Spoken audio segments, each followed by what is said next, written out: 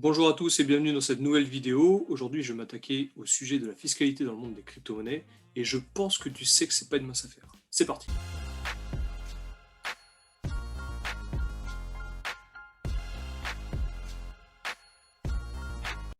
Avant toute chose, je te rappelle que si le contenu de la chaîne te plaît, n'hésite pas à t'abonner, à lâcher un pouce à cette vidéo. Et si jamais le cœur t'en dit, en description, je vais mettre mes wallets Bitcoin, Ether et USDT. Maintenant, entrons dans le vif du sujet. Tu as sûrement dû lire et voir plein de choses par rapport à la fiscalité des cryptoactifs et tu as clairement plein de questions. Est-ce que je dois déclarer le minage?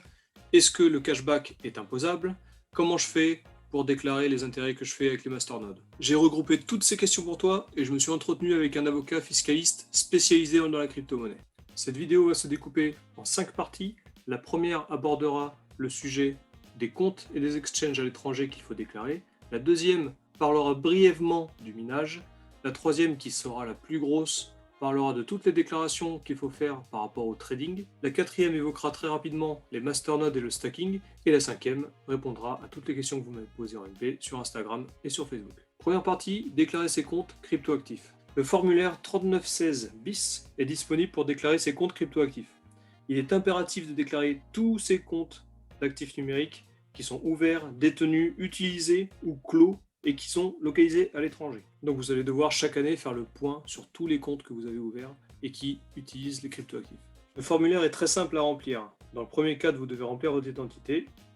Dans le deuxième ou le troisième cadre, en fonction de votre situation, à savoir titulaire ou bénéficiaire du compte, vous devez mentionner ou non si vous êtes un professionnel. Et enfin, dans le quatrième cadre, les détails du compte. Attention tout de même, car même si rien n'interdit de déclarer ces comptes qui allient fiat et crypto-monnaie dans le formulaire 3916 plutôt que 3916 bis, le 3916 étant pour les comptes fiat, obligations, actions, etc., je ne le recommande pas du tout, car si vous avez oublié de déclarer vos comptes avant 2020, et que vous les déclarez dans le formulaire 3916, des amendes pourraient être mécaniquement appliquées pour ce retard. Concernant le formulaire 3916 bis, les retards ne seront pas pris en compte car cette obligation est nouvelle depuis 2019. Et avant de passer à la deuxième partie, je veux juste te prévenir que la non-déclaration d'un compte est passible de 750 € d'amende ou 1500 € d'amende si le portefeuille de ce compte dépasse les 50 000 €. Autant dire qu'il vaut mieux déclarer ses comptes. Deuxième partie, le minage. Pour le minage, il faut déclarer des bénéfices non commerciaux une fois par an. Et oui, donc il vous faudra un numéro de SIRET pour déclarer cette activité correctement. La déclaration est assez complexe et si jamais ça vous intéresse, je vous mets en description un article de cryptost.fr qui explique très bien le calcul. Mais pour résumer, vous devrez déclarer vos profits au régime réel ou au micro-BNC. Le régime réel vous permettant de déclarer la totalité de vos investissements, tels que le coût de l'électricité, votre matériel, etc. Là où le régime micro-BNC vous fera un abattement forfaitaire de 34%. Troisième partie, ce sera sûrement la partie la plus importante pour vous tous, le trading.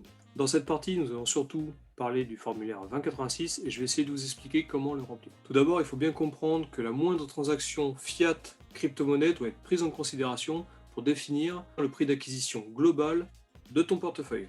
Ensuite, il faudra à chaque session, c'est-à-dire transaction crypto vers fiat, connaître la valeur de ce portefeuille avant la session afin de pouvoir calculer le pourcentage de cette session qui fait partie de l'investissement de départ et le pourcentage qui fait partie de la plus-value. Dans ce formulaire, le portefeuille englobe la totalité de vos cryptos, qu'ils soient stockés dans des hot wallets ou des cold wallets sur les comptes à l'étranger ou les comptes en France. C'est pour ça qu'il faut faire avant chaque session un statut global de toutes ces crypto-monnaies pour en connaître la valeur. C'est là que les choses se compliquent, car ça devient vite une usine à gaz si tu commences à faire des sessions tous les jours. C'est pour ça que je préconise moi de se limiter à une session par an ou voire une session par mois. Voici un exemple. C'est la première fois que je vais faire une session de crypto-actifs en fiat. Aujourd'hui, j'ai un ledger avec 500 € de Bitcoin, un broker sur lequel j'ai 500 € d'Ether et une plateforme de trading où j'ai 1000 € d'USDT. Ceci correspond à la valeur globale de mon portefeuille, 2000 €. Je fais le point sur le prix d'acquisition de tous mes cryptoactifs. En 2019, j'ai acheté ces BTC 100 €. Je les ai mis sur mon ledger. En 2018, j'ai commencé à trader sur un broker et j'ai investi 250 €. En 2020, je me suis ouvert un compte Binance dans lequel j'ai acheté quelques cryptos pour 350 €. Ça me fait un total de 700 € d'investissement. Aujourd'hui, j'ai envie de faire une session de 1000 € que j'ai envie de transférer sur mon compte en banque. Et voici donc la formule qu'il va falloir que je pose pour calculer la plus-value de cette session. Je dois prendre mon prix de session, ici dans mon exemple c'est 1000 euros, auquel je vais soustraire la fraction du capital initial contenu dans le prix d'acquisition. Ça c'est le terme qui est utilisé dans le formulaire, et c'est le montant de cette cession qui fait partie de mon capital initial.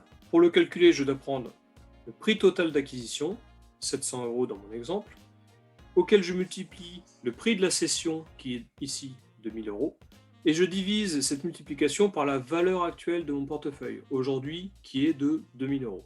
Je tombe donc sur mon prix de cession, 1000 euros, moins la fraction du capital initial qui est contenue dans le prix d'acquisition, 350 euros, ce qui me donne 650 euros.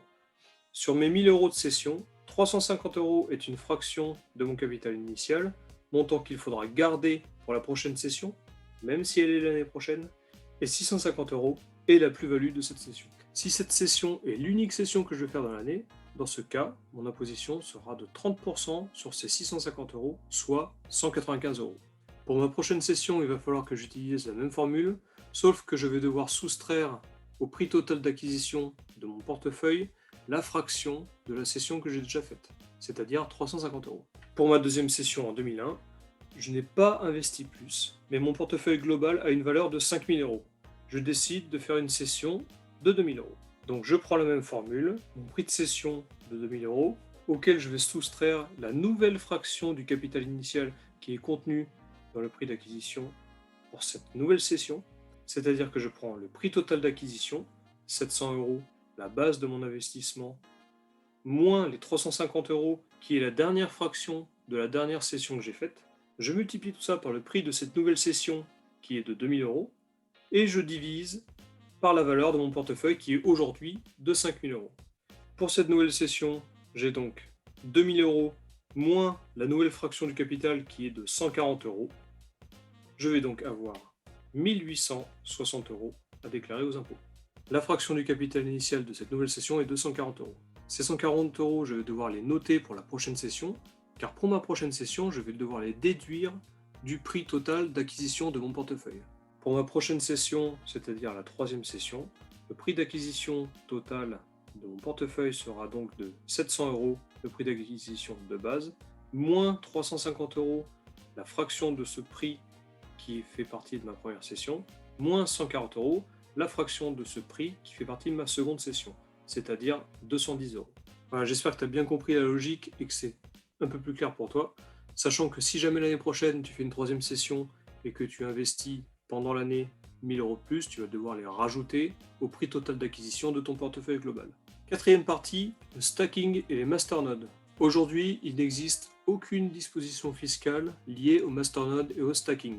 Donc voici une possibilité de déclaration de celle-ci. Avant de te la donner, je te rappelle que la loi peut changer, auquel cas cette possibilité peut devenir erronée.